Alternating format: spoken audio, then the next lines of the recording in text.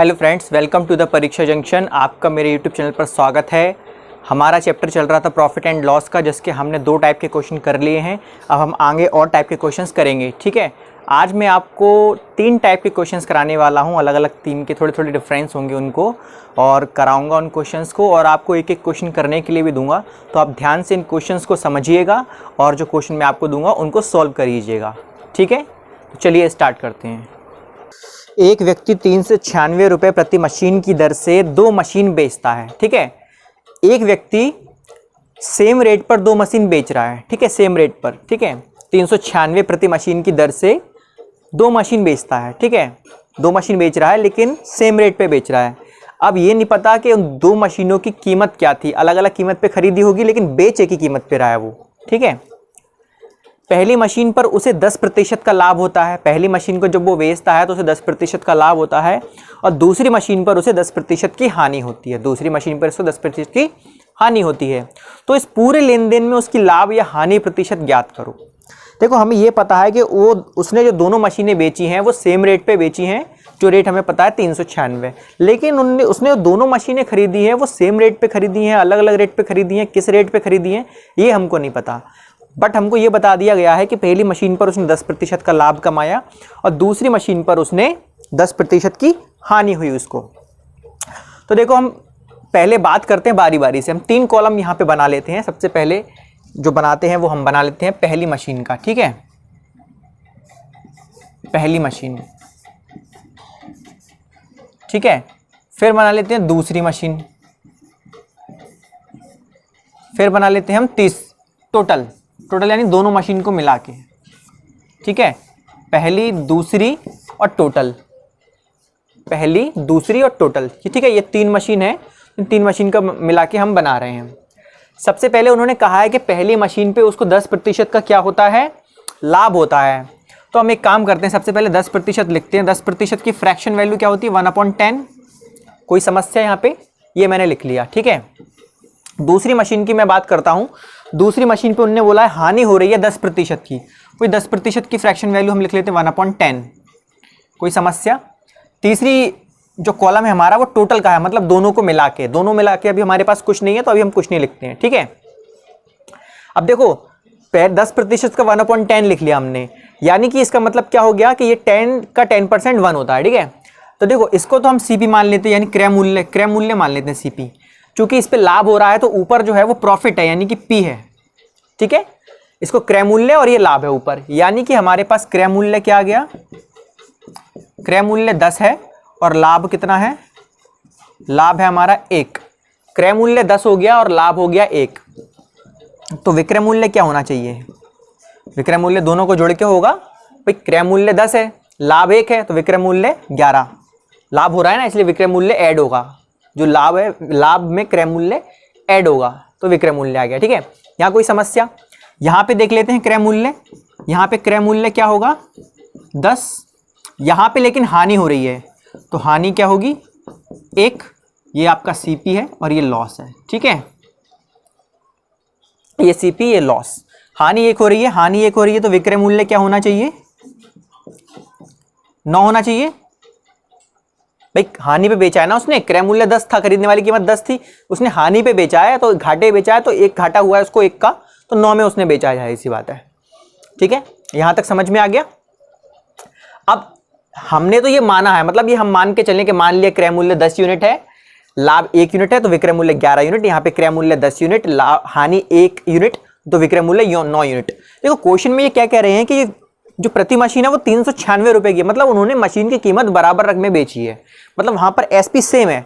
तो हमें भी यहाँ पे एसपी सेम रखना पड़ेगा। हम यहाँ पे एसपी सेम रखेंगे। सेम कैसे रख पाएंगे, इसको 11 है, यहाँ पे एसपी 11 है, यानी सेलिंग प्राइस विक्रय मूल्य 11 है, यहाँ पर विक्रय मूल्य 9 है। दोनों को सेम रखना है। सेम रखने के लिए मुझे इसमें 9 का गुणा करना पड़ेगा और इस वाले में मुझे 11 का गुणा करना पड़ेगा, तभी तो सेम हो पाएंगे। इसका गुणा करता हूं मैं तो 11 9 99 बनता है ये। ठीक है, और इसका गुणा करता हूं तो यहाँ पे भी 99। अब एक चीज समझिएगा, जब मैं इसमें 9 का गुणा कर रहा हूं तो इन बाकी की टर्म्स में भी मुझे 9 का गुणा करना पड़ेगा। ठीक है, ऐसा नहीं कि इनमें कर दे और इनमें ना करूं, इनमें भी करना पड़ेगा। तो जाहिर सी बात है इसमें भी 9 का गुणा करिए आप, इसमें भी 9 का गुणा करिए। ठीक है, यहाँ पर अगर 11 का गुणा किया है तो यहाँ पर भी 11 गुणा करना पड़ेगा और यहाँ पर भी 11 गुणा करना पड़ेगा। ठीक है, गुणा करने पर ये कितना हो गया 90, ये कितना हो गया 110।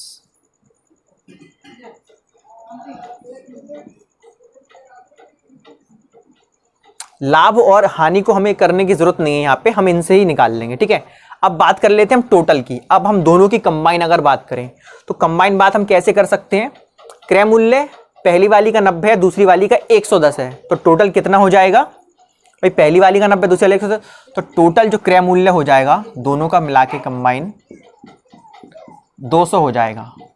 ठीक है, यहाँ पर 99 है, यहाँ पर 99 है, दोनों को हम जोड़ लेंगे तो विक्रय मूल्य दोनों का अगर करें हम देखें तो 198 हो जाएगा। अब हमने क्या देखा कि क्रय मूल्य 200 आ रहा है दोनों का मिला के और विक्रय मूल्य 198 आ रहा है, यानी कि हानि हो रही है, बेचने वाली कीमत 2 यूनिट की हानि हो रही है। यानी हानि हमें कितनी यूनिट की हो रही है, हानि हमको हो रही है 2 यूनिट की, 2 यूनिट की हानि। ठीक है, 2 यूनिट की हानि हो रही है। उन्होंने पूछा क्या है कि इस पूरे लेन देन में उसकी लाभ या हानि ज्ञात करो, लाभ या हानि ज्ञात करो। भाई उसे 2 यूनिट की हानि हो रही है, अब 2 यूनिट आपका कितना परसेंट है ना, परसेंटेज में निकाल लेते हैं। भाई 2 की हानि हो रही है लेकिन ये कितना परसेंट हानि हो रही है वो निकाल लेते हैं हम। तो हानि प्रतिशत निकालना है हमें। ठीक है, हानि तो हमें पता चल गई, लेकिन हानि प्रतिशत निकाल दो। हानि प्रतिशत के लिए फॉर्मूला वही होता है, हानि बटे में क्रय मूल्य गुणा में 100। हानि कितनी है 2, क्रय मूल्य क्या है, क्रय मूल्य हमारे यूनिट के हिसाब से हमारा क्रय मूल्य क्या था। ठीक है, हानि में यह टोटल की बात कर रहे हैं, टोटल वाली बात में दोनों का मिला के जो हो रही है। अब इन सबको भूल जाओ, टोटल वाली की बात करेंगे। ठीक है, तो 2 यूनिट हमारी हानि हो रही है और क्रय मूल्य हमारा 200 यूनिट है, इंटू में 100, 2 0 से 2 0 कट गया, 2 से 2 कट गया, 1 बचा, यानी 1% की हानि हो रही है, 1% की हानि हो रही है हमें। ठीक है, ये आंसर आ गया, समझ में आ गया। इसको दोबारा से रिपीट कर दूं, उन्होंने क्या कहा था कि सेलिंग प्राइस दोनों की सेम है, जो कि उन्होंने दी थी 396 रुपए। ठीक है, लेकिन दोनों की कितने में खरीदी ये नहीं पता थी। ठीक है, लेकिन ये पता था कि पहली वाली को अगर बेचा है तो 10% का लाभ हुआ है और दूसरी वाली को अगर बेचा है तो 10% की हानि हुई है। ठीक है, तो इस हिसाब से फिर हम इसको करते हैं। हमने क्या किया, 10% की फ्रैक्शन वैल्यू लिखी तो 1/10, तो ये नीचे सीपी हो गया क्योंकि इसमें प्रॉफिट हो रहा था, तो ऊपर ये प्रॉफिट है, ये लाभ है। ठीक है, यहाँ पे 10% की हानि हो रही थी तो नीचे इसकी फ्रैक्शन वैल्यू लिखी 1/10, तो नीचे 10 जो है वो क्रय मूल्य है, ऊपर 1 जो है वो हानि है। तो क्रय मूल्य 10 है, लाभ 1 है, तो विक्रय मूल्य 11 आ गया। यहाँ पे क्रय मूल्य 10 है, हानि 1 है, तो विक्रय मूल्य 9 आ गया। चूंकि विक्रय मूल्य सेम रखना है, क्योंकि क्वेश्चन में भी सेम दिया था, तो सेम रखने के लिए हमें यहाँ पे 9 का गुणा करना पड़ेगा, यहाँ पे 11 का। अगर हम इसमें 9 का गुणा करेंगे तो इन बाकी के दोनों में भी हम 9 का गुणा करना पड़ेगा। यहाँ अगर हम 11 का गुणा करेंगे तो यहाँ पर भी हमें 11 का गुणा करना पड़ेगा। गुणा करने पर हमें यहाँ पे क्रय मूल्य 90 मिला, यहाँ पे क्रय मूल्य 110 मिला, टोटल क्रय मूल्य 200 हो गया। यहाँ पे विक्रय मूल्य 99 मिला, यहाँ पे विक्रय मूल्य 99 मिला, टोटल विक्रय मूल्य 198 हो गया। तो हमने देखा कि यहाँ पे 2 यूनिट की हानि हो रही है। ठीक है, अब हानि तो हमारे पास आ गई, लेकिन हमें हानि प्रतिशत निकालना है। तो हानि प्रतिशत हम कैसे निकालेंगे, हानि प्रतिशत निकालने के लिए हानि बटे क्रय मूल्य इंटू 100 करके, तो ये हमें रख दिया और ये हानि प्रतिशत आ गया। ठीक, चलिए नेक्स्ट टाइप देखते हैं। नेक्स्ट टाइप का ये क्वेश्चन है, उसे करने से पहले मैंने आपको जो ये टाइप कराया है इसका एक क्वेश्चन दे रहा हूँ आपको प्रैक्टिस के लिए। आप इस क्वेश्चन को करिएगा और इस क्वेश्चन का सॉल्यूशन मुझे कमेंट में बताइएगा। ठीक है, ये रहा क्वेश्चन आपके सामने। ठीक है, इसको नोट कर लीजिएगा। चलिए अगले टाइप पे चलते हैं हम।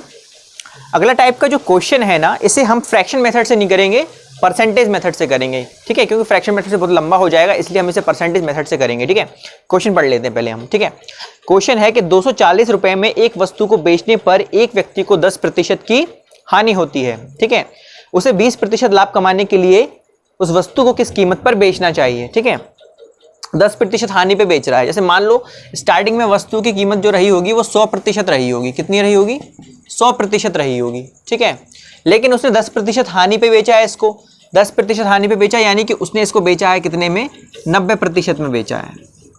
भाई 10% हानि में बेचा यानी 90% में बेच दिया उसको। लेकिन वो ये कह रहे हैं कि उसको 20% लाभ कमाने के लिए किस कीमत पे बेचना चाहिए। 20% लाभ कमाना है, जाहिर सी बात है उसको 120% में बेचना चाहिए, तभी तो 20% लाभ कमाएगा। तो उसको बेचना चाहिए 120% में, लेकिन उसने बेची कितने में? 90% में। तो जो उसने 90% में बेची है उसकी रेट क्या है? 90% में वैल्यू में उसने बेची है, वो रेट है 240, यानी 90% का मान क्या है? 240 है। तो हमें 120% का मान निकालना है, क्योंकि 20% लाभ पे बेचना है ना भाई। 20% लाभ, यहाँ पे 10% हानि।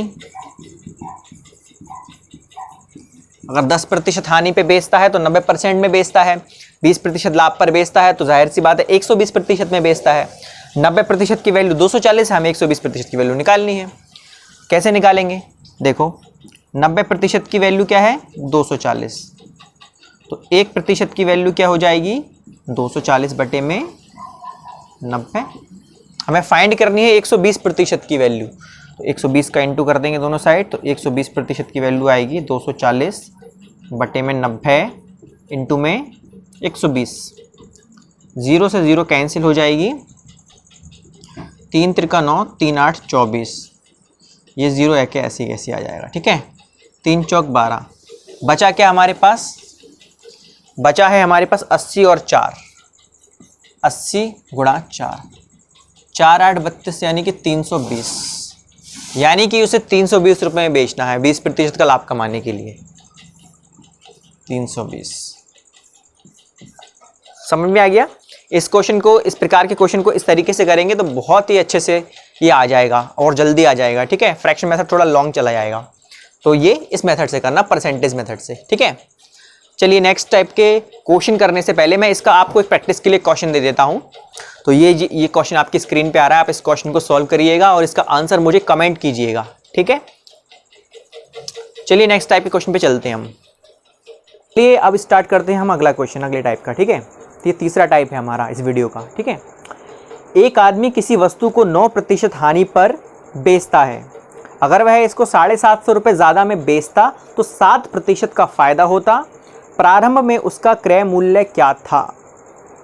देखो इसका हम लॉजिक बनाते हैं। सबसे पहले एक आदमी किसी वस्तु को 9% हानि पे बेचता है। हम मान लेते हैं कि उसकी जो कीमत है, उसकी जो सीपी है, कॉस्ट प्राइस है, वो 100 है, ठीक है। कॉस्ट प्राइस उसका 100 है। उन्होंने कहा कि 9% हानि पे बेच रहा है। वो 9% हानि पे बेच रहा है, यानी कि ये 9% हानि, यानी कि 91 में बेचेगा, ठीक है।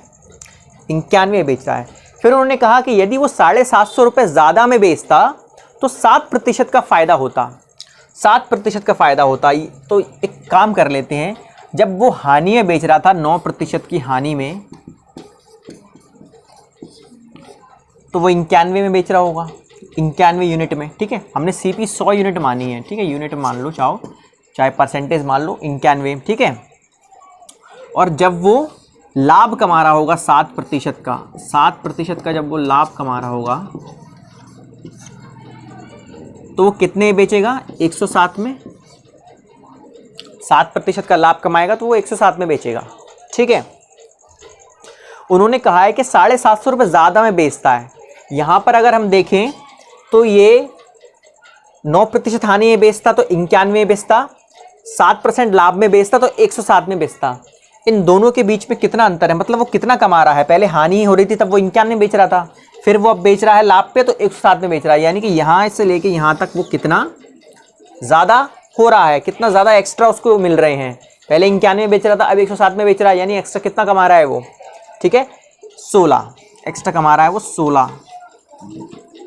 क्वेश्चन के हिसाब से वो 750 रुपये ज़्यादा में बेच रहा है, यानी कि 16 यूनिट जो हमारा यहाँ आया है ये बराबर है 750। हमने 100 माना, 9% हानि पे, यानी कि 91 में पहले ये बेच रहा था, फिर 7% लाभ में, यानी कि 107 में बेच रहा था। ओवरऑल उसने कितना बढ़ा दिया अपना? पहले 91 में था, 107 में हो गया, ओवरऑल उसने 16 यूनिट बढ़ा दिया। और क्वेश्चन के हिसाब से 750 रुपये ज़्यादा है बेचता है, यानी कि ये 16 यूनिट है 750 के बराबर है, ठीक है। तो 1 यूनिट की वैल्यू किसके बराबर होगी? 750 बटे में 16, ये 1 यूनिट की वैल्यू आ गई। उन्होंने पूछा क्या है कि प्रारंभ में उसका क्रय मूल्य क्या था। हमारा प्रारंभ में क्रय मूल्य हमने क्या माना था? 100 यूनिट माना था। 100 की वैल्यू निकालनी हमें। 1 यूनिट की वैल्यू अगर ये आ गई तो 100 यूनिट की वैल्यू क्या आएगी? 750 बटे में 16 इंटू में 100। इसको सॉल्व करना है हमें, ठीक है, कैंसिलेशन करना है। इसका आएगा 2 8 16, 2 3 6, 2 7 14, 2 5 10। हमारे पास क्या क्या बचा है? हमारे पास बचा है 3 7 5, 100 का इंटू करेंगे तो 00 अपॉन में 8 का डिवाइड देना है इसमें हमें, ठीक है। 8 का डिवाइड कैसे देंगे? 8 1 जा 8, 8 4 जा 32, 5 बचेंगे, 55 बन जाएगा। 8 7 जा 56 नहीं कटेगा तो 8 6 जा 48 काटेंगे, फिर 7 बचेगा 70 हो जाएगा। 8 8 या 64 काटेंगे, 6 बचेगा 60 हो जाएगा, फिर 8 7 या 56, 40 बचेगा, 8 5 या 40, 0 लगा सकते हैं हम, ठीक है, 50 पैसे क्योंकि वो रुपए में आएगा ना। तो हमारा आंसर आ गया 4687.50 रुपये, यानी कॉस्ट प्राइस आरंभ में क्या था? 4687.50। समझ में आया आपको कैसे किया है इसको हमने? भाई पहले हमने मान लिया कि 100 थी वैल्यू उसकी, ठीक है, उसने 9% हानि में बेचा यानी कि 91 में बेचा।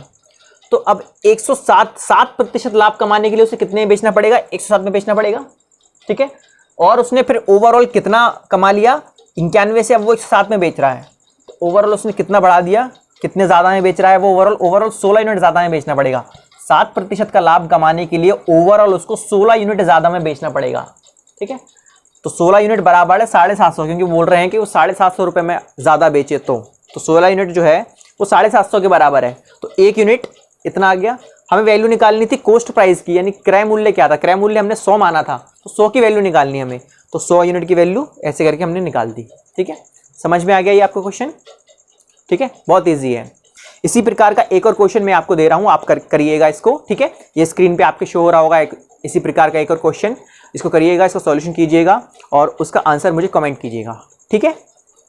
ऐसे ही और भी क्वेश्चन अगर आपके पास भी बुक में होंगे तो आप उनको प्रैक्टिस लगाइएगा इस मेथड से करने की, ठीक है। हमने एक फ्रैक्शन मेथड यूज़ किया है, एक परसेंटेज मेथड यूज़ किया है, ठीक है। ये भी परसेंटेज मेथड ही है एक तरीके से, ठीक है। तो अब जो बाकी के टाइप्स है वो हम अगले वीडियो में डिस्कस करेंगे। आज के लिए इतना ही। अगर आपको ये वीडियो पसंद आया हो तो इस वीडियो को प्लीज़ लाइक कीजिएगा, शेयर कीजिएगा और चैनल को सब्सक्राइब कर लीजिएगा, ताकि ऐसी वीडियोज़ आपके आती रहें और आप उनसे सीखते रहें, ठीक है दोस्तों। Thank you.